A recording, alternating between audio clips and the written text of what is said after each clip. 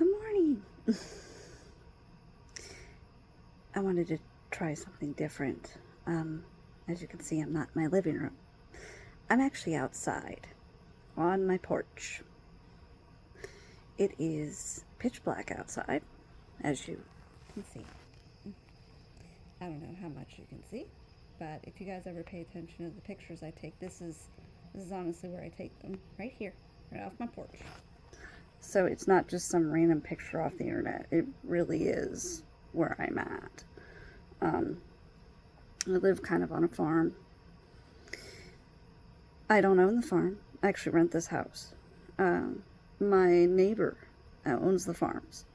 But he's a great landlord. I can't say enough about him. To be honest, sometimes it feels like, because I can't say enough about him, that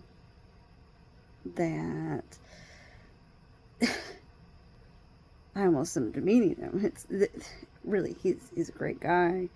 You know, I've never, he's a very older man, very kind, very giving, kind of kindred spirits, really. I've been here in this home for over 10 years. And he's allowed me to remodel it and everything. Most landlords wouldn't let me do that. I try to reiterate to my children all the time that, although he's wonderful, it's very unlikely, unfortunately, that you'll find another one like him. So anyway, you might hear some cars go by, but it's bright and early morning. I shouldn't even say bright, because obviously it's dark. And I'm sure you're noticing my hair looks weird. It's wet. I don't blow dry my hair. I feel like, it's time wasted. I've never really been prone. I'm lazy. I'm just gonna throw that there. I don't want to dry it. It's just like, it'll dry on its own. I am very childish about that. So I'm cool with it being wet and drying on its own.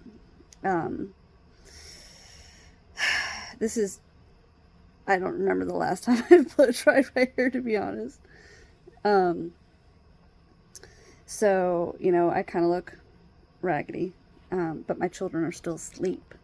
So now I felt like I might be able to chitter chatter for a minute, where my thoughts aren't so fractured anymore, at least not right now.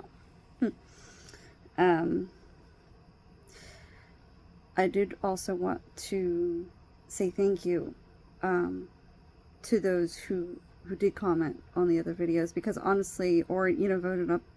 I really didn't expect that.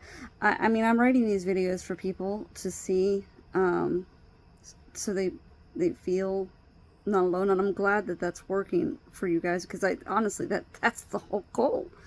But again, it's not like I want attention. You know what I mean? So I really didn't expect that. So I thank you. It really makes me want to do this and keep finishing this. I can't tell you how many times I've written posts or blogs, and then I feel like I'm wasting my time, because it's just reiterated stuff.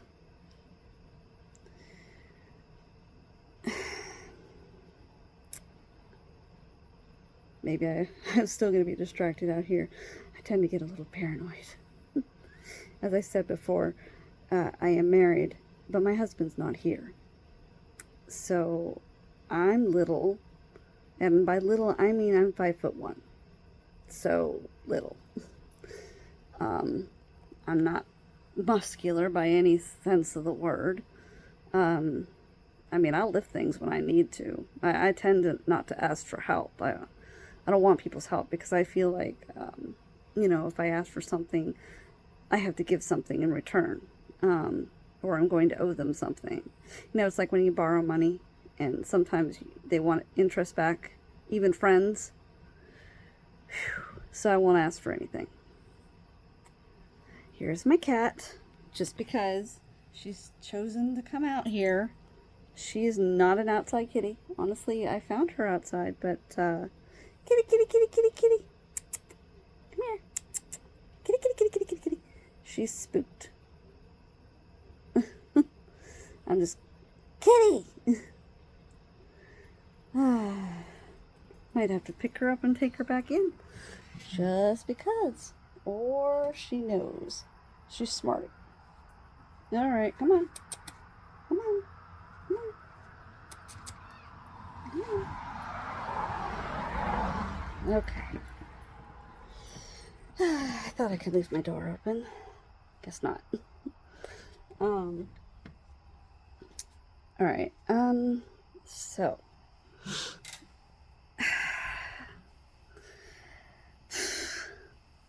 That was a distraction. At least I didn't pause it this time. But yes, thank you very much. Again, I've written posts and I've deleted them almost immediately because then I'm judging myself.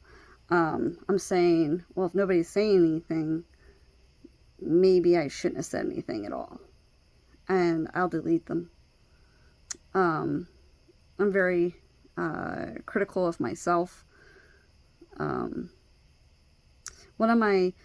we were going over EMDR tools to help with coping and calming down after sessions, one of the ones she wanted me to try was drawing on the marker board or whatever. And I'm sitting there like, actually, it's making me more irritated. And she's like, how's that make you feel? I'm like, honestly, I can't even look at what I did because I'm honestly, that's my profession. I'm an artist. So, I'm very, very judgmental of my own stuff. And she's like, oh, no, then put the marker down. We're not doing that one. When it comes to EMDR, there are a slew of different coping skills.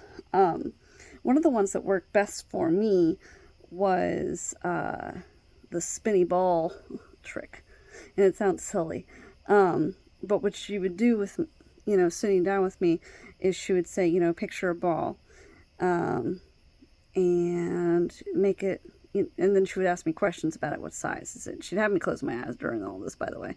I'm not going to do that right now, but she would say, what size is it? What color is it? How fast is it spinning? And she'd have me figure out all these details in my head. And then she'd tell me, slow it down and turn it the other way. And it was like, actually, that's hard to do. It seems so silly. But you actually, when you start to do it in your mind, you feel like you're doing it wrong. So you're just like, wait, no, it can't be that fast. It can't be that slow. I have to, actually, it feels like a physical object. And now that I'm focused on this ball, I'm calm because I'm not focused on my trauma anymore.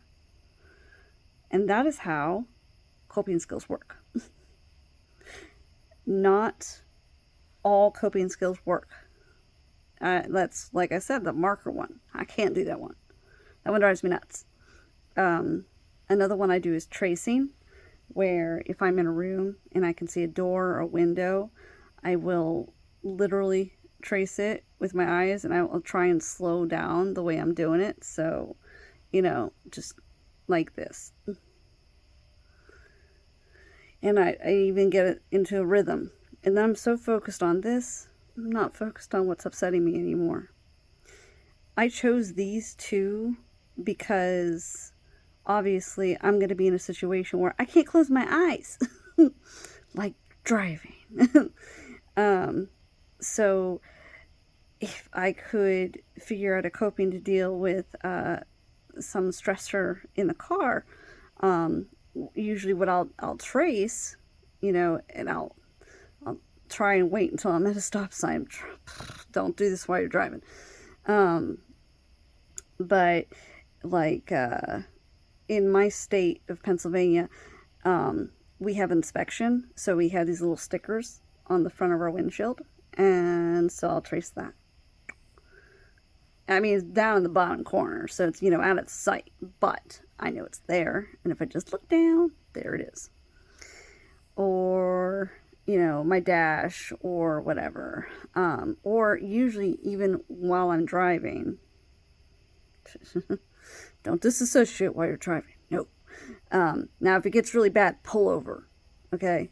Don't ever think, oh, I can cope. No, pull over. If you're having a bit of a moment and you need a break, pull over, please. I've had to do that. I used to think I can push it. No.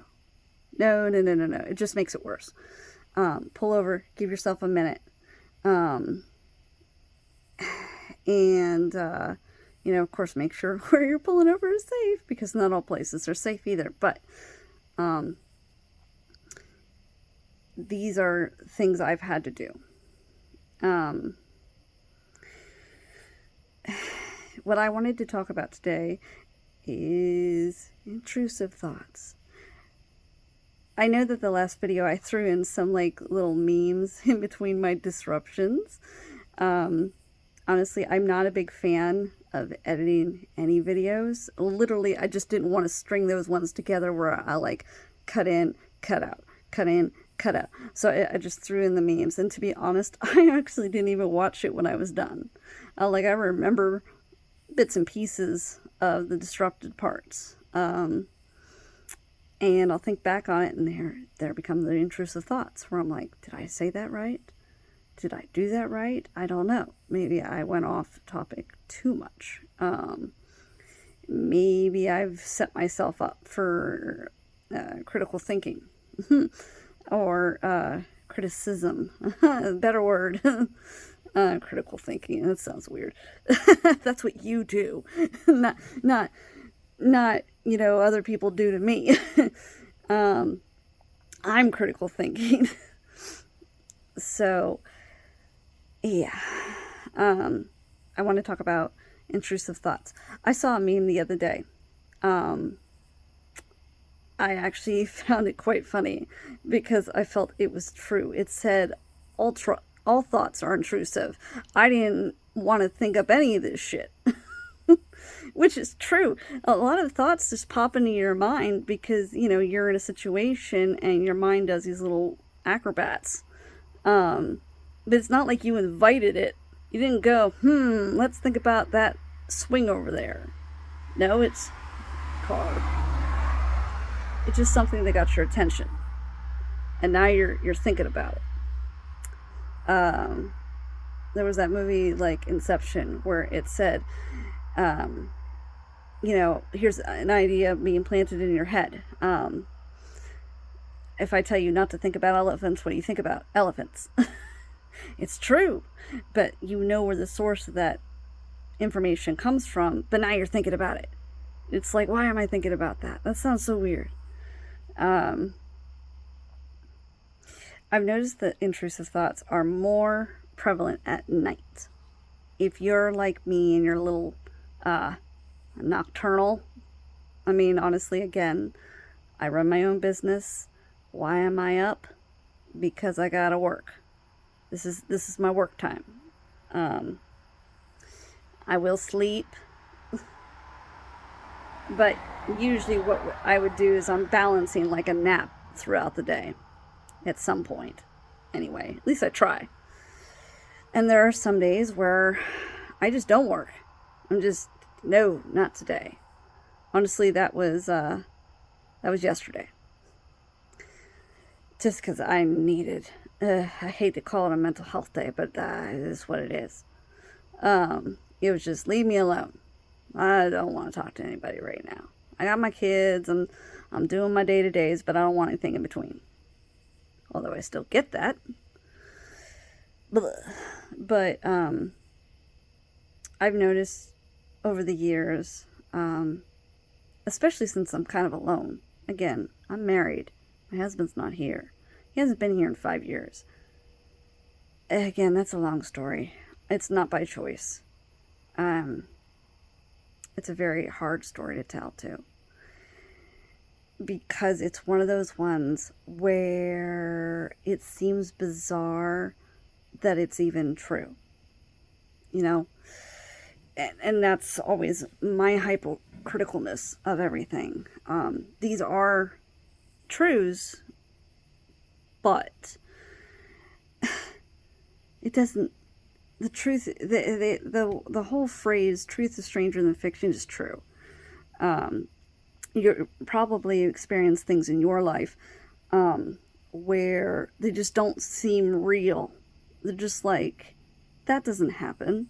It's not that this doesn't happen to me, this happens to somebody else. That's not what I'm talking about. I'm talking about the bizarre things. You hear the conspiracy theory people, and you're like, I mean, for me, I'm taking bits. Something has triggered them into thinking that way.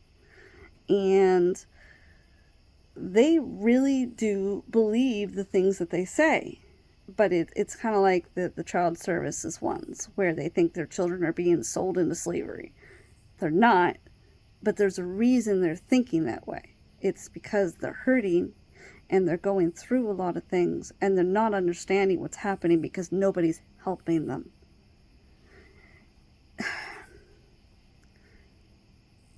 A lot of people who have ever dealt with child services, unfortunately, will find they're not a helpful entity.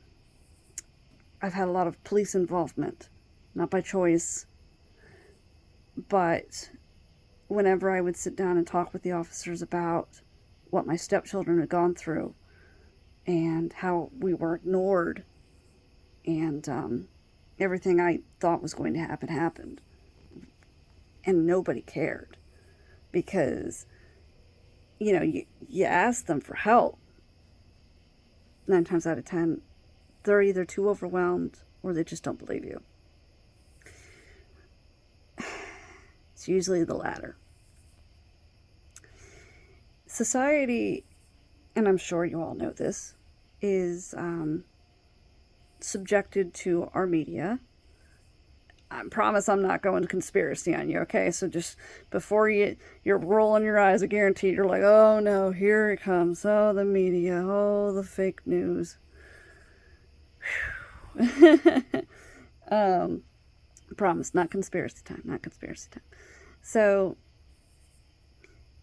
we're, taught a certain way growing up, right? Different, the millennials, the boomers, the zennials, the Gen Zs, all those. We're all taught a certain way. So there's a norm that we're brought up with. Now, I mean, with our trauma, we also believe that's the norm. I didn't think that every parent was out there beating their kid like my dad was. But I didn't think that every family was sunshine and rainbows like they pretended to be. And I've learned that that's probably true. There's deeper secrets inside of every household. Most of the smiling ones are the ones with the worst trauma. They like their Facebook photos. They like, to show off that they're happy, because they're not. They might be happy in those moments, but then they go back to their stressors. And it's almost like a chore to just keep projecting this happiness. It really is. I remember, every time my kids did something, photograph, Facebook. I'm not a big fan of Twitter, and I'm not a big fan of Instagram. I never really got into those, just because here I am doing these videos for the first time, almost 40. I hate doing myself. And all the selfie stuff, oh man, that drove me nuts. I don't want to look at myself. I don't want to look at myself right now. This is my 3rd video. I'm still not used to this. I hear myself. I'm almost disassociating to the point where I'm not even looking. So when at nighttime, when it's quiet, nobody can really bug you unless it's an emergency. I mean, your phone rings at 3 a.m. You're like, oh no, what's going on? But at night when you have time to think, you start to think back on your own history. There are times where you're going to go into the whole coulda, shoulda, woulda. But you didn't. I do that a lot. It's a habit of mine I still cannot break. I will tell myself over and over again, I can't go back in time. I can't change what happened. It is what it is. I'm stuck in the present. It'd be lovely if I could change some things, but I can't. There's also times where, like my husband has said to me, because I've gone back in his past with him, and I've said, maybe if you weren't adopted by these people that hurt you, maybe, and I mean only one of them did, the other one was okay, but the one did some pretty bad damage to him, and his biological parents. But I would say to him, if your biological mother's side of the family knew this was going on, because I only recently started talking with them after I found them, they said they would have taken you in, and maybe you would have had a better life. And he said, but then I wouldn't have met you. He said, so it's okay. There I go. I just fixed my contacts. I need to...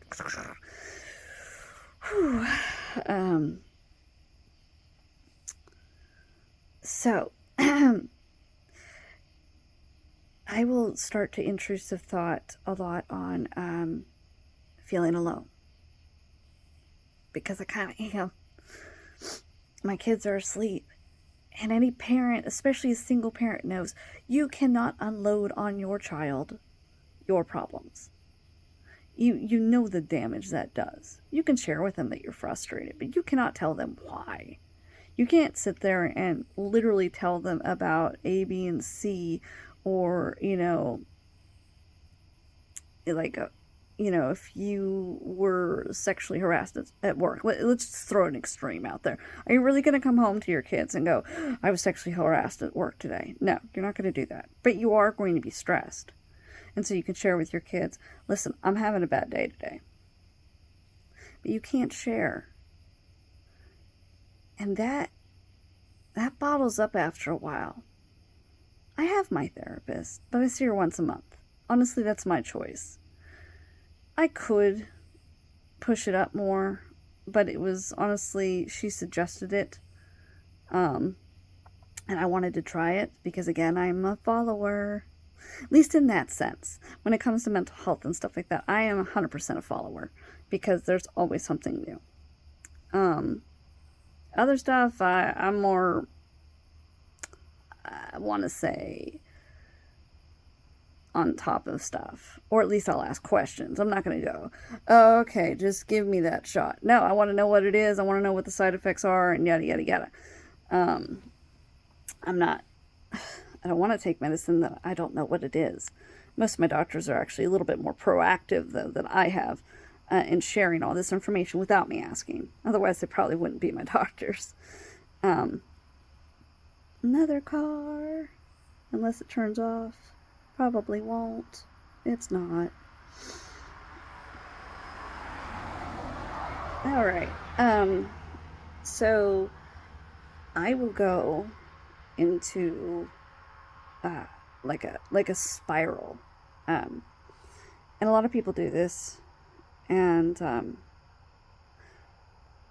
I have shared this occasionally online, and what I said the last time this happened, I said, I'm tired of being tired.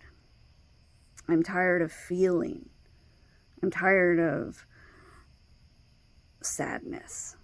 I'm tired of always worrying about everything. It sounds kind of babyish. Like, I don't want to do this anymore.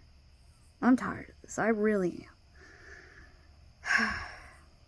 And then I had to throw at the end, listen, I'm not gonna unalive myself. You have to use that term online now, because if you throw that S word out there, Everybody thinks that it's actually like something you're contemplating. I am not.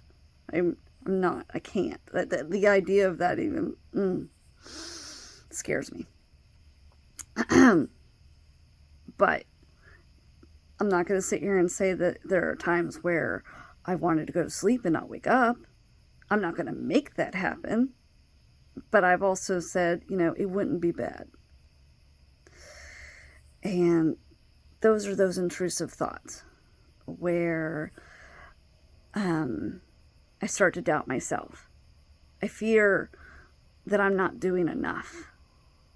I start to ask myself, what else can I do? I don't know what to do. And when I really don't know what to do, that's when it really starts to kick in.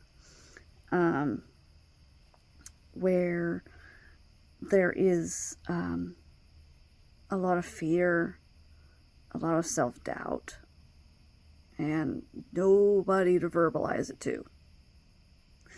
And then the fear, like if I do verbalize it online, that I'm going to be met with criticism and hatred and, well, why would you think that?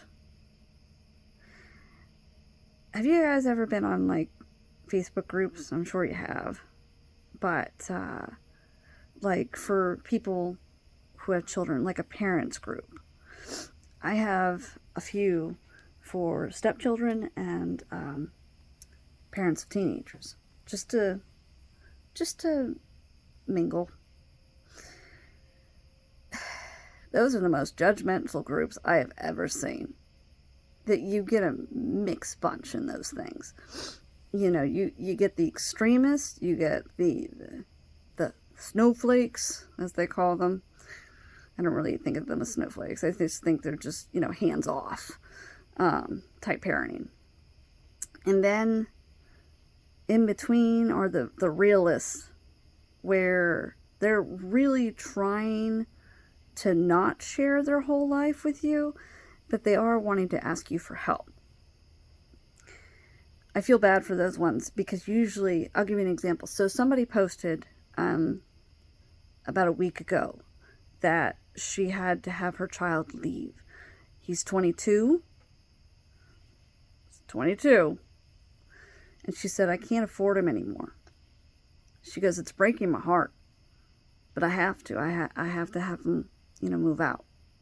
Because I can't afford him. And that's all she said. 200 comments of food. Everybody assumed when she said not afford, they meant food. That's not what she said. She didn't say that at all. All she said was she can't afford a kid. I understand that because I have a business. So sometimes my children, especially my stepkids, they cost me time, and time is money. And, yeah, sure, they each out of house and home too. I mean, honestly, when I see those comments about food, that tells me that in their mind is where their finances are. Their kids are eating them out of house and home. That's not necessarily what this parent is saying. It could be, just breaking things all the time, or, running up all the gas, or blowing up all the electric. It could be, they want to use their cards for Xbox Live. Who knows? But the point is, the parent is saying very bluntly, with no information, I can't afford them. And everybody attacks her and says, how dare you throw your child out over food? And that's not what she said. See, this is where my fear is when I post anything at all. It's gotten to a point where I'm glad that they actually offer the anonymous button. And these are the kind of posts I'm actually compelled to respond to. Because now I feel like I have to defend this person, because I know that's not what they said. I know they are saying their 22-year-old is costing them a lot of money. Not food. It could be anything. So then I share with her a time where my stepson left. And honestly, he was costing me quite a bit. he was irrational and angry. And I mean, I wanted to help him, but he didn't want to get the help. Like, he'd say that, but then he wanted me to do it for him. And I can't. He's an adult now. I can't call and make appointments for him anymore. He has to do that. It's that whole lingo of leading a horse to water, but you can't make him drink. It's that. I'm giving him the phone numbers. I'm giving him applications. He's not filling them out. Even if I fill them out, how is he going to do the interview if he doesn't go down there or wake up? He wasn't. And then, because of their trauma from living with their mother and that grandma, I hate calling her that. He had shared with me that he was purposely setting off his other siblings to make them fight, to make them hate themselves, because he's not used to calm. Honestly, he was the last one that I got. He was 18 years old when he left. He ran away from that grandma. I couldn't get him. I tried. Here comes these intrusive thoughts. Years ago, I saw the signs of child abuse. I saw the neglect. I saw these children whittling away. And they didn't, their mother and this grandma, I hate calling her that, they didn't care.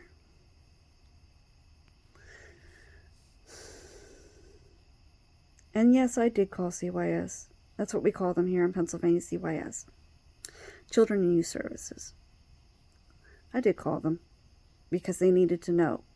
Because my stepdaughter was 8 years old and trying to commit suicide. What 8-year-old is trying to commit suicide? Something's wrong.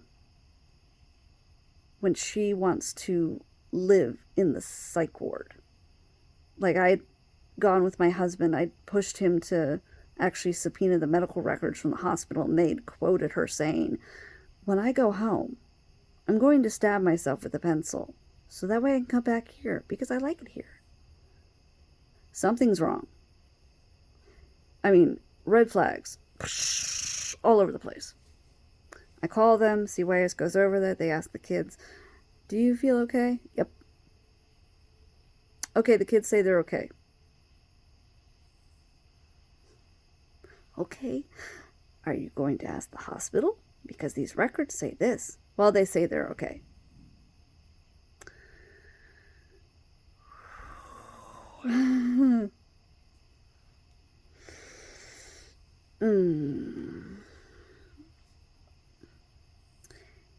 So,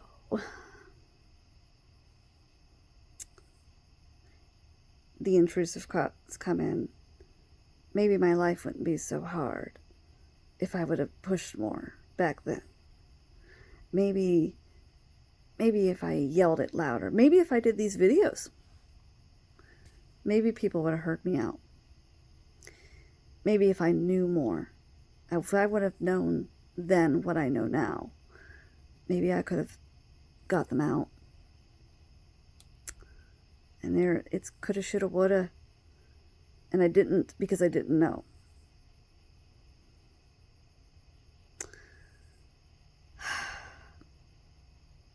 I ever cried to my own therapist, my EMDR therapist. She went through this with me.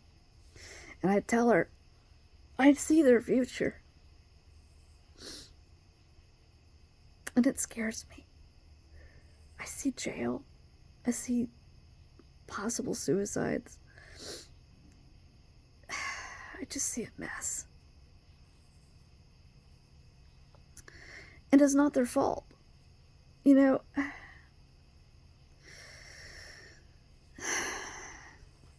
Of course, when they're adults, which 2 of them are now, everything they do is counted against them.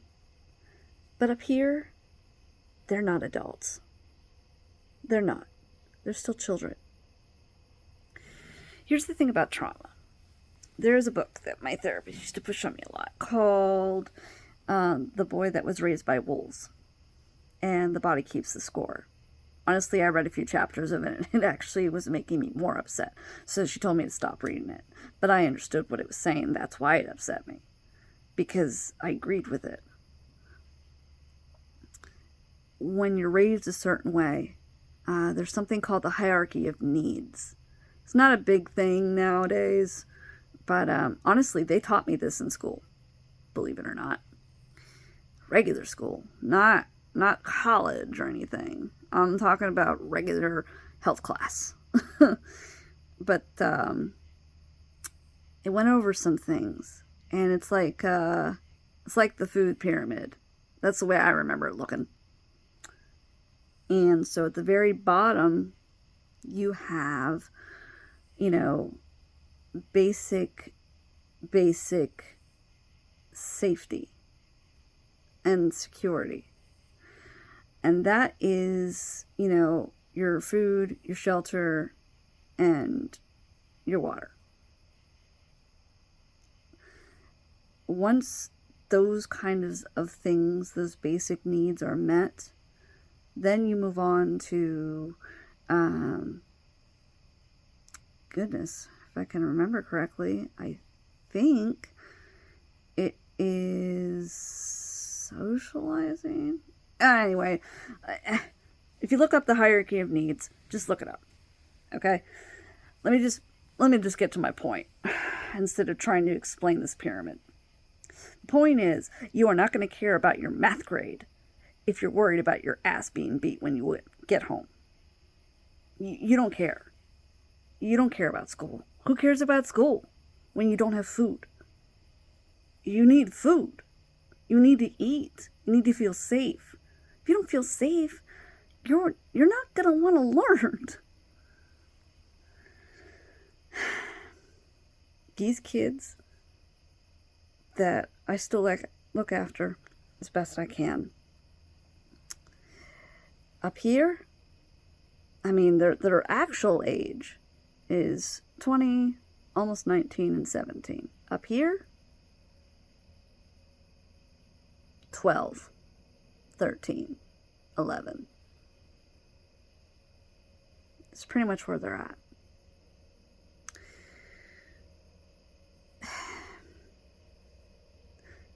One of them can't even get a job because, honestly, I'm afraid he will go to jail because he lashes out so easily. That's why he's in this treatment facility. Again, it's a long story, and I will get into it. But just to throw out intrusive thoughts, they are the things I think about at night. And I shouldn't say things, but what happened to them. And the fact that it's hard to talk about. Talk about it with my therapist, talk about it with my family. There's some things I don't share with them, though.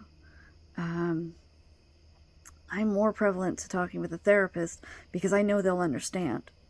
Because especially the 17-year-old, his therapist witnessed this abuse. It was right around when he was 7 that she started being there. And she called CYS. It wasn't even me doing it anymore. It was the hospital. It was the doctors. It was the psychiatrist. It was the therapist. And not even just a therapist, a BSC. The behavioral specialist. They're calling CYS. And they do the same thing every time. Kids, are you okay? Yep. Okay. Guess they're okay. What? And if I try to argue with them, I'm the problem.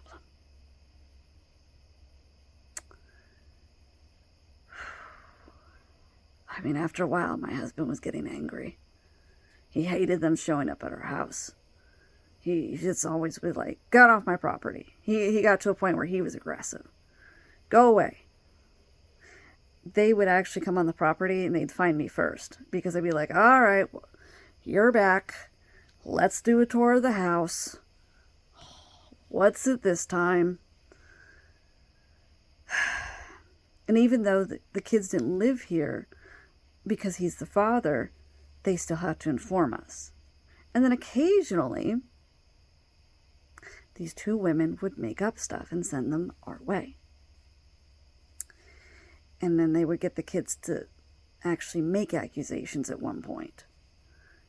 Although they kind of knew that they were being coached. One judge actually wrote it down, where she said, this child's testimony has been tainted, whether intentionally or unintentionally.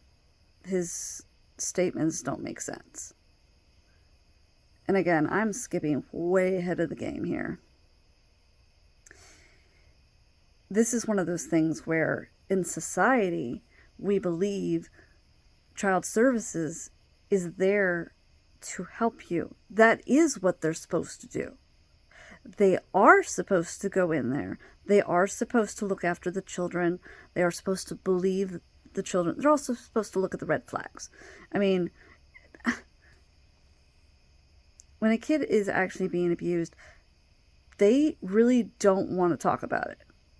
And if CYS handles it the wrong way, such as when I was a child, and they came and asked me, but they asked me right in front of my mother, I'm not going to tell them shit.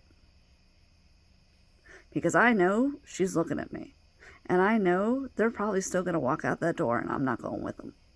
I've now put myself in danger if I tell. So I was quiet. And honestly, that happened to me when I was 16. So it's not like I'm 10 years old. I'm 16 at this point. But I know that when I start to get those intrusive thoughts, I need to go to bed. I need to lay down. I need to stop. Because I'll do all kinds of things in order to try and avoid feeling like that, including eat. I don't know if you noticed, but, you know, honestly, I was about 120, and now I'm hitting about 140. And every time I look at that scale, it irritates me. And I know. Oh, you're 140. It doesn't match my 180. I get that. You're right. I'm complaining about 20 pounds. But that's my hypercriticalness of me. That's what I do. I'm not what I should be. So I need to fix it. I hate that word, fix it. And yet I use it. Isn't that weird? How you actually use the terms that you hate. You become the thing that you always say you won't be. Because you're around it. It's put in your mind. So, I'll give you a little bit more of my story before I wrap up here. I don't want to make this one 2 hours like the last one. Like, when I added up all those videos and I realized it was an hour and 40 minutes, I was like, oh God. Whew. Sorry. Here I go again, saying the sorry. See? So, here comes another car. Obviously, you can see it's not exactly a very active road at night, morning, whatever. It is early hours in the night. Bye. Okay, so where I left off was 4th grade. Okay, so as I said, we are now in my grandma's house, which honestly, she lives down the road. Still does, in that same house that I stayed in. She had her 2 neighbors who were actually related to each other. One was the grandma and the grandpa, and then the son on the other house with his wife and children. And his children, one of them was my age. And again, the school was clingy. Clingy. Oh my God, I can't believe I said that. Clicky. They had their groups. I wasn't part of them. In 4th grade, I had this very young teacher. She's very sweet. She actually taught us a weird language, and she called it double talk. Honestly, I can't even remember how to do it, but I remember doing it, and I lavished in that language. Felt good to learn something that new and get praise for it. This is where I started to not care about the other kids, but I did care about what teachers thought of me. Because as much as Hermitage's students are extremely cliquey, the teachers aren't. I've met very few teachers that are. And maybe some of the staff in the office are. But the teachers, they'll bend over backwards for your kids. And that is why, actually, I'm still living in this town. It's not because of the cliquey kids. It's because I know that those teachers are wanting children to succeed. It's pretty rare to find teachers like that. I know a few towns over, my stepson, actually, he went to one of the other schools, and he told me they could have cared less. They actually just kind of made him feel kind of the way I felt. It's just, you're not worth being talked to. So, the neighbor boy. I was so desperate for affection, I actually developed a crush for him really fast. I mean, I'm an adult now, again, almost 40. And I realize, looking back, that the reason that happened was because I was looking for it. This is dangerous. That's crazy dangerous. I'm lucky it wasn't somebody else. I mean, this is how you create, unfortunately, victims of abuse. Usually sexual abuse, unfortunately. But they're starved for affection. They are looking for acceptance and acknowledgement. And so then the groomers show up. And then they're doing that. They're giving you that affection. They're giving you that acknowledgement, the thing that you want. And then and I'm so sorry for anybody who's ever had to go through that. I am very sorry. It's not okay. But I understand. You know, and you tend to blame yourself. Like, maybe if I wasn't so clingy or looking for that affection. That's not your fault. Okay? That is a product of your upbringing. That's not your fault. This is what you were taught growing up. And that's not your fault. How are you supposed to know that the sky is blue when everybody tells you from birth that it's pink? You don't. You have to change your way of thinking, and that's hard. It's hard for everybody to do, even in their adulthood, especially adulthood. Oh my goodness. Trying to change the world. It's just not possible. We keep trying. Slow. But certainly isn't going to happen all at once. But I clung to this kid. He rode his four-wheeler around. I was right outside, like, he wants to play. I actually have a friend. He's giving me attention. He's fun. He actually had a bunch of Barbie dolls once because his mother babysat. So, you know, sometimes when I come home from school, I had to go over there. And he had these Barbie dolls because, again, his mom babysat. So she had a bunch of different toys. And he'd actually want to play dolls, believe it or not. But he didn't want to change them.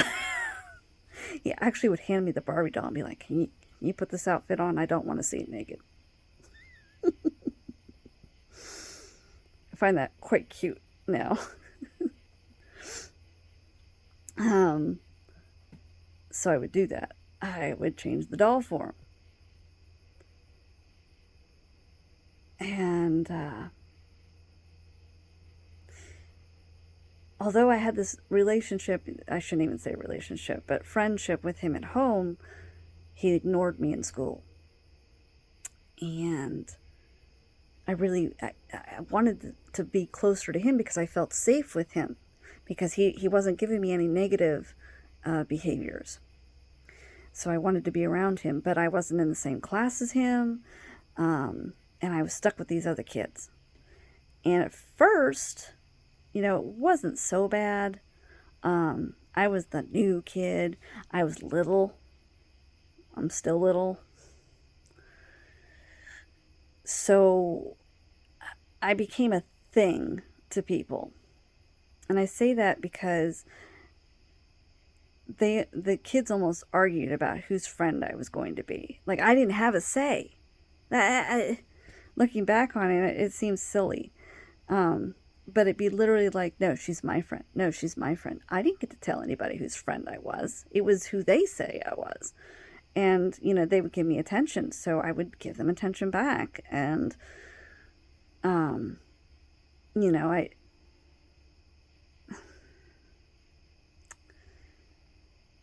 But as the year went on, I'm not the new kid anymore, so I'm no longer fun. And actually, when I went into 5th grade, I started to develop early because, again, remember what I said earlier in my other videos, I was pushed into kindergarten twice. So now I'm older than all the other kids, and I'm starting to develop breasts in 5th grade. This is the era of girls trying to, quote, stuff their bra with toilet paper to make them look like they got big boobs. So they thought I was doing that when I was developing. I really was. So they pulled me into a bathroom once, and they demanded I prove to them that I didn't stuff my bra. And I didn't know how to do that. It was like, I don't know what you're asking. How do you do that? And the only thing I could think of was, well, I have to show them I don't have any tissues there, that the real, granted, I had a bra on, but I did flash them, because it was like, whoosh, and they laughed and they giggled, and then they spread rumors, oh, she flashed me, and it was like, oh, great. Shun, shun, shun, shun. The whole way down.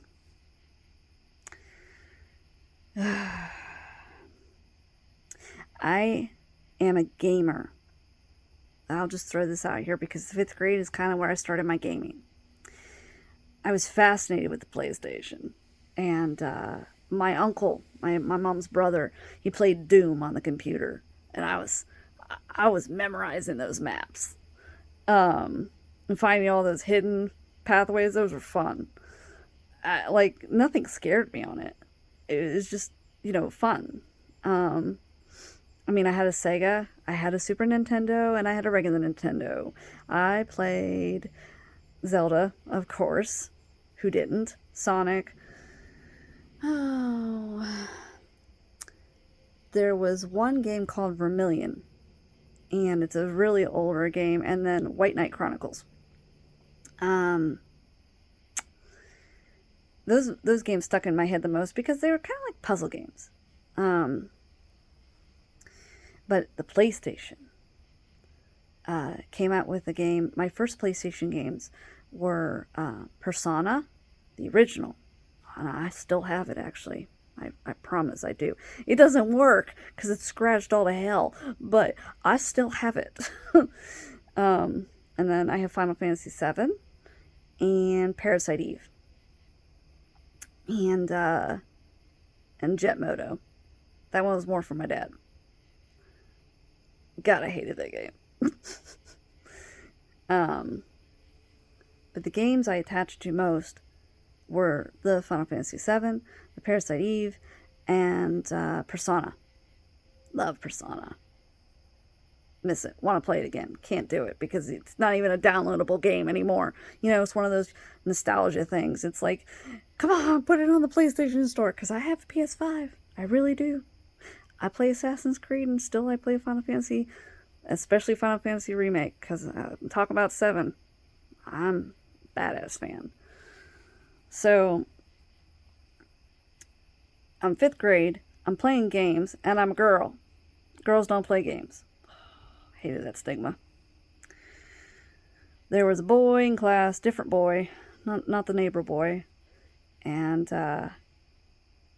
he was playing Final Fantasy VII. And he actually started sharing with me how to get through things. And at one point, he just kind of blurted out, "Oh, and by the way, Sephiroth kills Eris."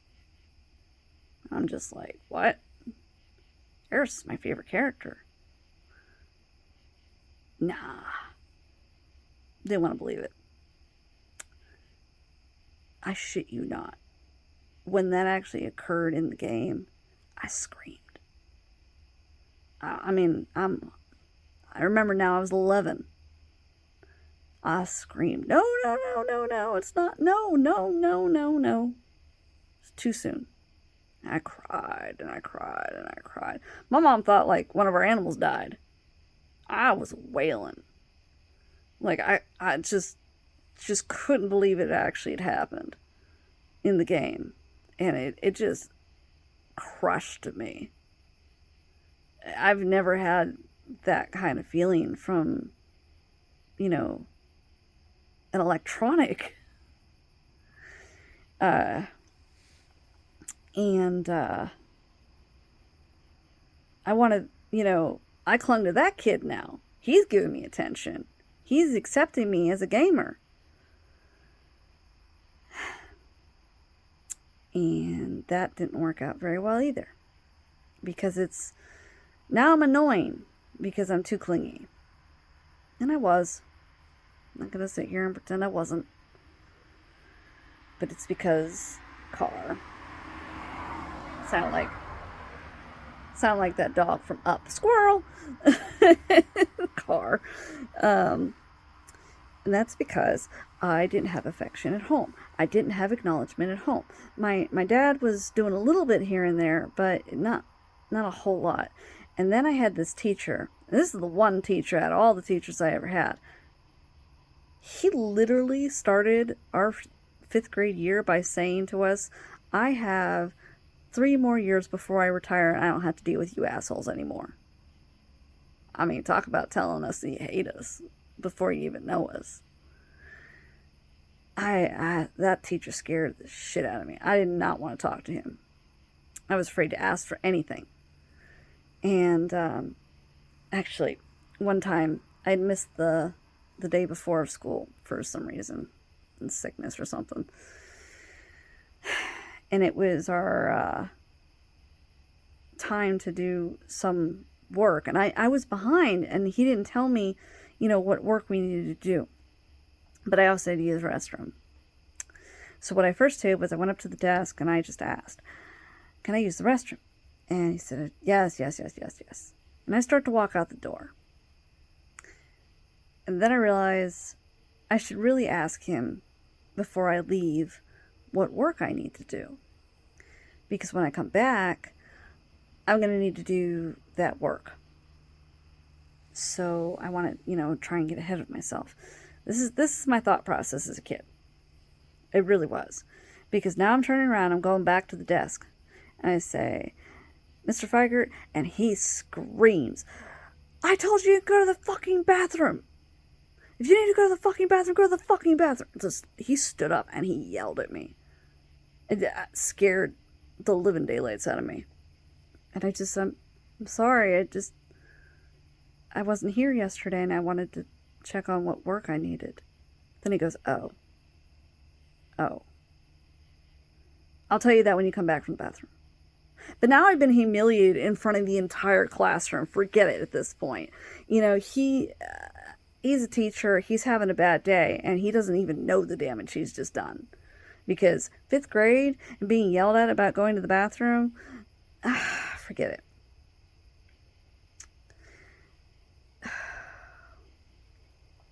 So, 5th grade was kind of the worst year for me. I got to a point where I wanted to express myself writing. So I was writing a book. And it was a horror book. I'm not going to sit here and, tap dance around it. I was pretty brutal in it. because it was my way of controlling, you know, my life. Because I'm writing a book about somebody and I'm choosing how this person in my book is going to end up. I'm choosing how other people are, and that's how I saw things with writing this thing. And it had a really stupid title. I know, nothing stupid, but it did. It was called Emily's Worst Enemy. And I remember because actually my friend took it off me. I say friend lightly, but I guess person who gave me attention in class. She let me go to her house like 2 or 3 times. But it was always about what I could do for her, I guess. But anyway, so she took the chapters as I was writing them, because I used to write them in my notebook, and then I go home and get on the computer and I'd actually write it, where, you know, it was legible.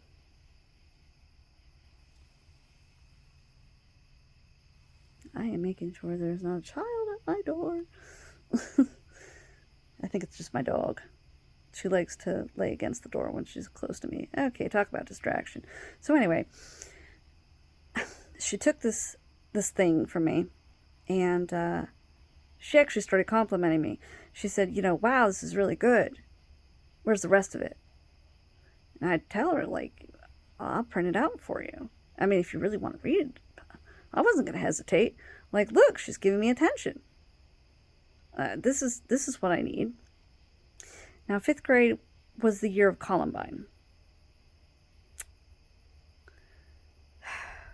I bring that up because of what I'm about to tell you. So I bring my printed out chapters. I forget how many there were. And I mean, again, this is a horror story I've written where my character is being pursued by somebody, and everybody she meets or is last in contact with ends up dying. And I print out these copies. My friend wants to give them to these other girls. They're all telling me what a great job. I'm feeling pretty good about myself, actually. Like, wow, I wrote something that actually, you know, people like. Well, a teacher got a hold of it. I don't know what teacher. I don't think it was mine. But they gave it to the principal. Now I'm being called down to the office. And my father is being called. Why? Because this principal is literally sitting down with me and asking me if I have homicidal thoughts. And I'm just like, what? No. Are things okay at home? Yes. Like I'm going to tell him. Well, you seem pretty graphic and, you know, detailed in here. Do you want to hurt people? Whoa. No? No, I don't want to hurt anybody. Well, why do you keep killing everybody in the story? Because it's part of the story. Like, it's like, it's not even computing with me. And then he's telling me I'm not allowed to write anything like that again. I'm not allowed to bring that to school. Why? Because I am, to their eyes, the next Columbine kid. Literally, that's what they called me.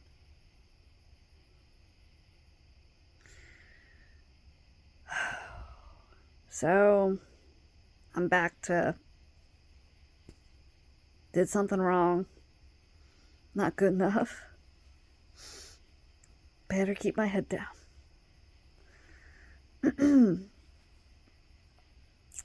And that was kind of the rest of my 5th grade year. I mean, I tried to, you know, start business stuff because as a young kid, I understood supply and demand, and bead animals, and friendship bracelets with the square knotting was popular. People liked the way I made them, and they would pay me a quarter to make them one. And I would buy beads, and, you know, if I had glow-in-the-dark beads, I'd charge a little bit more for those, like 30 cents for that. It was kind of the highlight of my year. Of course, 6th grade, that wasn't popular anymore. So that went downhill. But I think I'll end here. Like I said, I don't want to make this a 2-hour video. I was able to at least stream it this whole time because my children are asleep. Woohoo!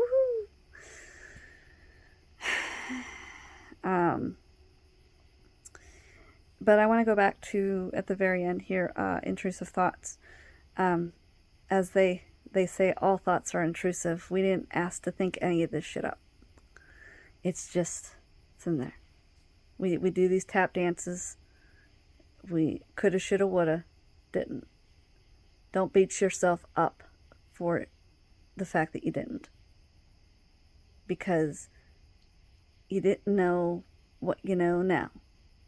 And back then, maybe it just was a different situation. Maybe you could have handled it differently. I don't know. I mean, I look back and I say, well, I could have did this, I could have did that, but I didn't do those things. I did what I could with what I had. And at the end of the day, it's also not my fault. And I know that. And that's one thing my EMDR therapist would press on me. Every time I go into that session and say, I see their futures. I don't know what to do. I want to stop it. I don't know how. And she would say, it's not your fault. It's not your fault that those women are hurting those kids. It's not your fault that they're turning out this way. You didn't do anything wrong. And the same with all of you. There's always a reason. And unless you're psychopathic, which means you're probably not watching this,